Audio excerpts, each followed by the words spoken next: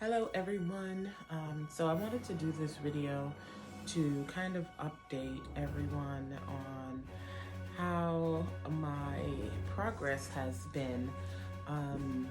Those who I guess follow me on social media, you've seen that I've been out and about and living my life and doing pretty well for the past month and a half, almost, yeah, I would say about a month and a half.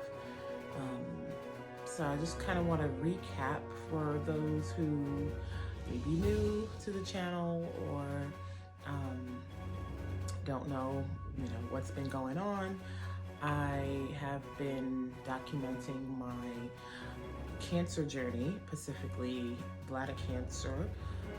I was diagnosed 6 years ago, and I've been battling on and off this cancer in trying to preserve my bladder, and I have finally came to the decision earlier this year, actually late last year, to have my bladder removed due to me constantly having reoccurring tumors. So I had my surgery done March 22nd, 2023, and they removed my bladder, and I now have what's considered a neobladder. And I've discussed in previous videos what a neobladder consists of, but I kind of wanted to go over that a little bit more and kind of explain how I've been doing living with my new bladder.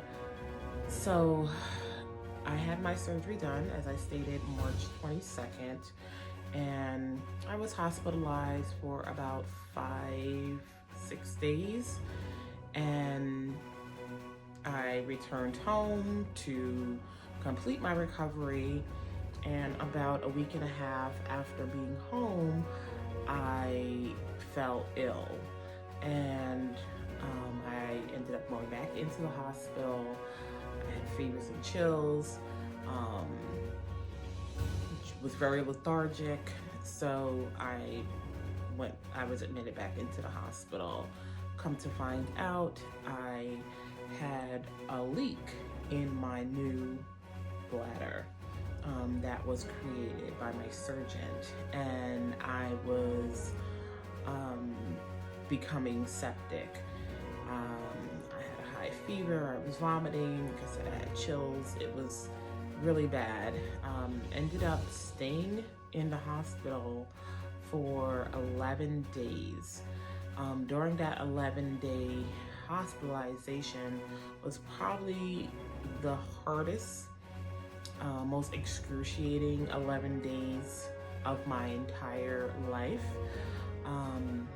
I ended up going into kidney failure. I, do have one kidney, so it's very detrimental for, me to sustain the one kidney that I have, so that I don't have to end up, having dialysis and, having other issues. Besides the cancer diagnosis, I really don't have any other comorbidities, high blood pressure, none of that. So because I was so sick, it threw my body completely off. I was losing blood. I ended up having 2 liters of blood while I was in the hospital. I had to be hydrated, obviously, continuously to help with the kidney. And thankfully, they were able to bring my numbers up enough to the point where I could be discharged.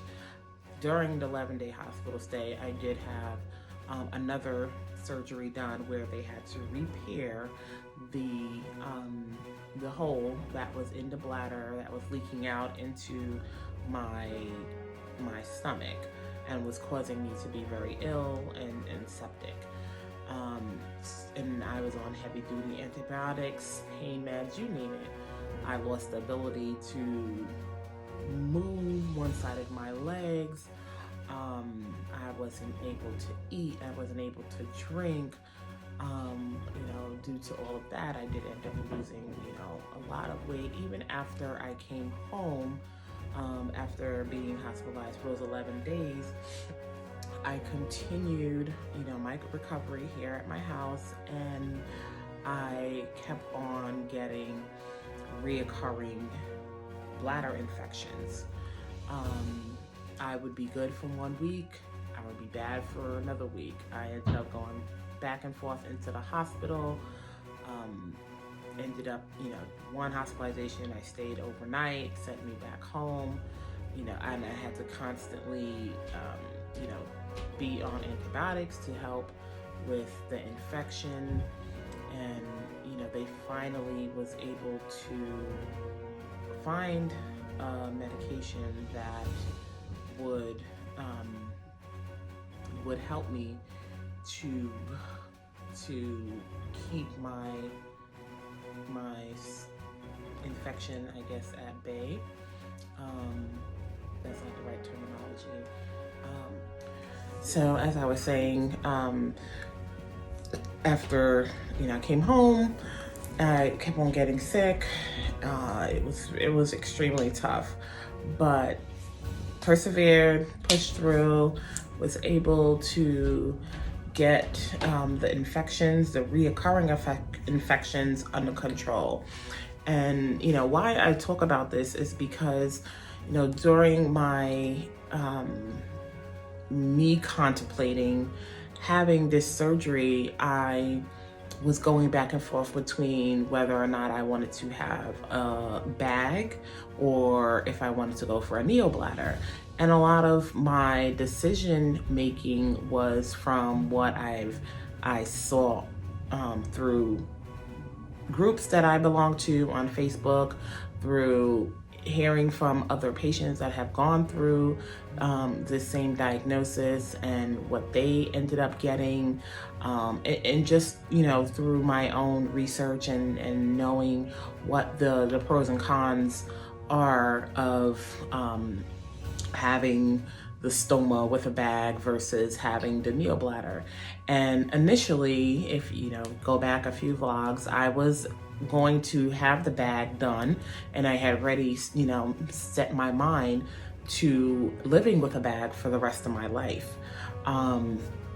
That surgery ended up going wrong, and I did not have the surgery completed in January, so I didn't have the bag. Ended up going to a new doctor. The new doctor explained to me the pros and cons, being so young, and having to live for the bag, which there's nothing wrong with it, with having a bag, especially if that's, what's best for you at that state, in the stage of your diagnosis. But I had the option, and my doctor reassured me that he would be able to make sure that I could live, a somewhat normal life without having the bag, and be cancer-free, because at the end of the day, that is the main goal, is to be cancer-free, whether you have to live with a bag for the rest of your life or you have this fake bladder that is created for you. So what is a neobladder? Just to kind of go over that, it's a fake bladder that they create. They take part of your small intestine and they create a sac, in that area, so that you can urinate. And it's a very small sac, so you have to retrain your urinary system on how to void, how to eliminate urine, and also how to retain your urine. So, if you go about throughout your day as a normal individual, as I did, I shouldn't say normal individual. I'm still normal. Anyone who's gone through this is still normal. As a bladder cancer patient who hasn't yet gone through this procedure, you go to the bathroom, you're able to hold your urine for a decent length of time, whereas when you first have this procedure done, I had to have a Foley catheter for about, I want to say 2 weeks. And that was a long time to have a Foley catheter in. If anyone knows what that is, they insert a tube and that's what you urinate into. So, once they remove the Foley catheter, you now have to train your bladder on how to, tighten and loosen and hold and release, because that functionality has been disrupted from you obviously not having your own bladder and them now creating you a new bladder. So long story short, I had to do bladder training. What does that consist of? It consists of doing a lot of Kegel exercises. Most people are familiar with Kegel exercises, where you have to tighten your muscles down there to strengthen them, so that you don't have any leakage. As us women get older, we tend to lose that functionality, and we can leak and so forth. But when you have a neobladder, you have this problem. You do lose the functionality of being able to hold your urine. So it was very tough in the beginning, because you have lots of accidents. When I say accidents, you don't have control over your voiding. And I'm very transparent, and I'm sorry if this is TMI for some people, but this is my reality, and I'm really doing these videos to educate, not only to share my business to the whole world or to my family or to whoever wants to listen, but to really educate on, just because someone may not have an outward or a visible disability, doesn't mean that trauma hasn't been done, or they haven't gone through something very traumatic. This was extremely traumatic. It's extremely life-changing. I've had to adapt to my new way of living. So going into that, what is my adaptation like? What is my new way of living like? Right now I am cancer free. Amen.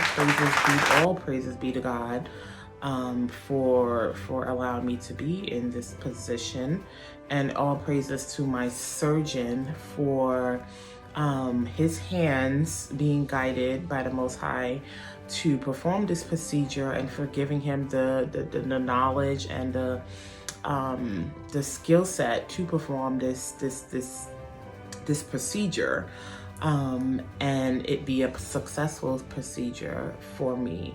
So I'm truly thankful for the entire medical staff team that has helped me through this ordeal, because it definitely took a lot of people. Anyway, so what's my new norm? I had to retrain my bladder. That did take probably a little over 2 months to occur. During that time, you have to, you wear your depends, diapers, if that's what you want to call it, because you don't know, you're going to have accidents in the beginning for sure. And then once you're able to hold your urine for 3 to 4 hours, that's when they consider you to have been successful with training your new neobladder, is what it's called, your fake bladder. So I've reached that point. I reached that point fairly early on. Usually it takes people about 3 to 4 months, sometimes longer. I reached it closer to my 3-month mark. I don't have any issues during the day.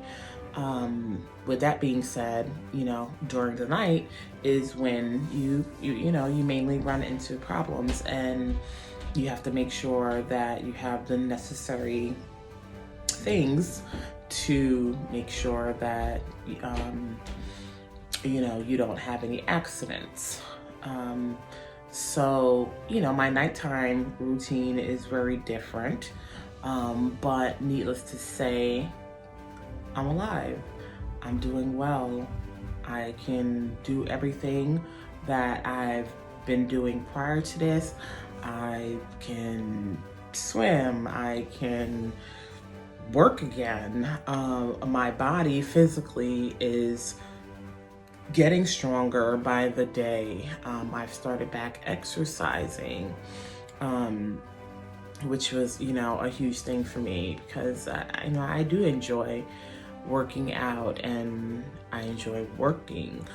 So I've slowly been re-entering into the work life. And yeah, things are going well. And I just wanted to really thank everyone that has been following my journey, everyone that has sent well wishes, everyone that has helped my family, my boys out during a time when I couldn't help myself or help them. The outpouring of support was tremendous, and it was well received by me and my boys. And I can't express enough gratitude to my dear friends and family that have stepped up and showed their support.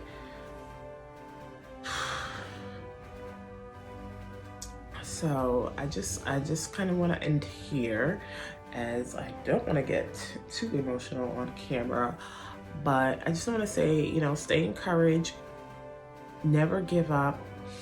Know that no matter how hard life may get, no matter how hard things may seem, that we're not in control. There's someone out there that I don't know what you believe in, but I believe in a higher power. And I know that without his strength and his guidance, I would not have made it this far. So I just want to really just give him the most high, the most thanks. And yeah, I'm doing good. I'm doing great. I am blessed. I am highly favored, and I am ready to do exceedingly abundantly more and better things in the future. And I'm just so excited that I have this new opportunity, I guess this new lease on life, to be able to celebrate with my family. I had just celebrated my son's graduation. We had a huge celebration, and that was one thing that was really, really important to me. Prior to even deciding to have this surgery done, it was very strategically planned, because I wanted to be recovered and healed enough to, number one, attend my son's graduation, which I did. Number two, have his graduation party, which I did. And, just be here for my kids, which I am. So God is good. And I just kind of wanted to update everyone, because I know, some people that I've seen recently have kind of asked, how are things going? How's your new lease on life? And, as I don't mind at all